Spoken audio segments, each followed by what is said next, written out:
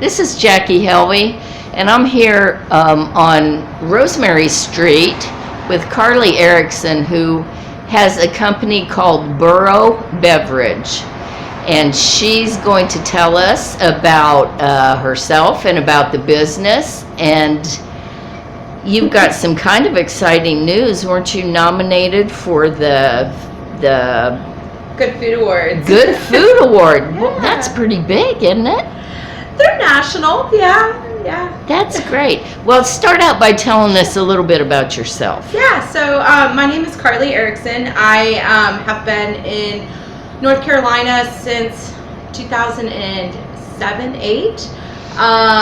And I was originally, I'm originally from California. I did some traveling in my early 20s and found myself here and just really fell in love with the community. I originally started in Durham, kind of moved around the state a little bit, landed in Pittsburgh, and was studying sustainable agriculture. I found a program doing that. I was really interested in local food systems and learning about growing food. I realized quickly farming wasn't something I wanted to do. Right. It's really hard on the body.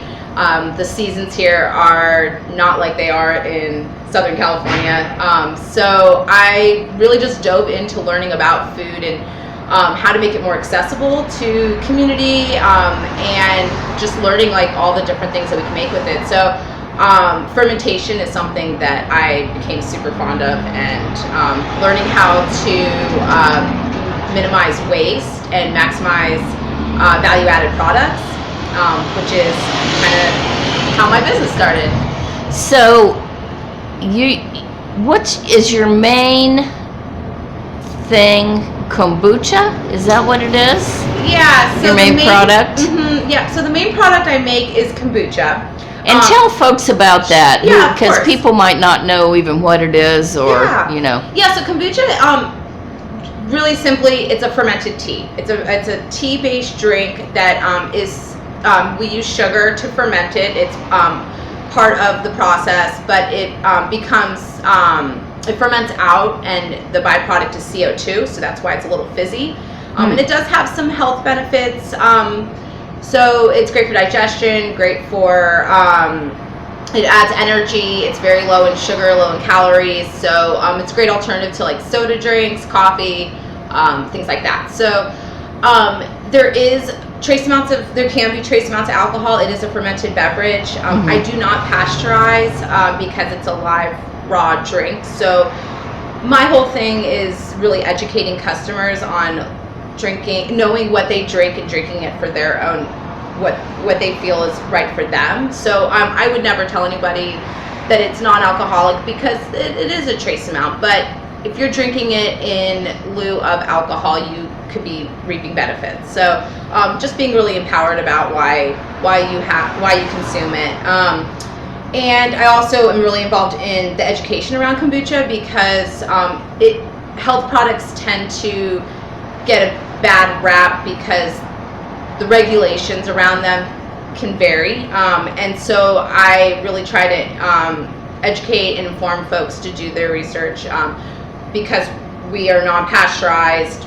You're getting a lot of health benefits, but if you were to drink a commercial brand from another state, it probably is pasteurized, and you're probably not getting the health benefits. So I think it's just something really important to know, and that's a big part of what we do here too. So do you sell your products anywhere besides right here in your store? I do. Yay. So I started out in a commercial kitchen in Hillsboro. It is part of what you have to do in order to be a food business, part of the regulatory the system that we have to follow. And so I did start out at the farmer's market, and then I started wholesaling in 2017. So you can find us at Weaver Street Market, all of them. We are also at Steel String Brewery. Sorry, there's a truck going by. Steel String, Craft Burrow, Gizmo, Dingo Dog. So all the breweries in town, and coffee shops. We're on tap at Coronado. So we focus. We're really mainly focused on our community and radiating out from there. So the triangle is really where you'll find most of our products. We have some stuff in close to the coast as well as Fayetteville and going towards Charlotte, but and that's thanks to the distributor we work with. So we distribute with Happy Dirt, based in Durham. But yeah, mainly co-ops, breweries, coffee shops, kind of alternative health food stores. And our goal is to be the number, like our number one non-alcoholic beverage of choice. So we want to be in places as an alternative drink. Right. I had no idea that you'd been in business that long. Yeah, so I started in 2013. Wow. Yeah, but I was scrappy. I mean, like, I was in school and, you know, I was hustling, making kombucha in the kitchen, you know, and then people would just come to me and be like, can we buy some of that? You know, it felt like some sort of drug deal of kombucha. But eventually, you know, I started. Pittsburgh was really important to me. That community there really helped grow and allow me to flourish to where I'm at today. And so being there, I started doing an event called the Pepper Fest, and I was doing a lot of work with the Abundance Foundation.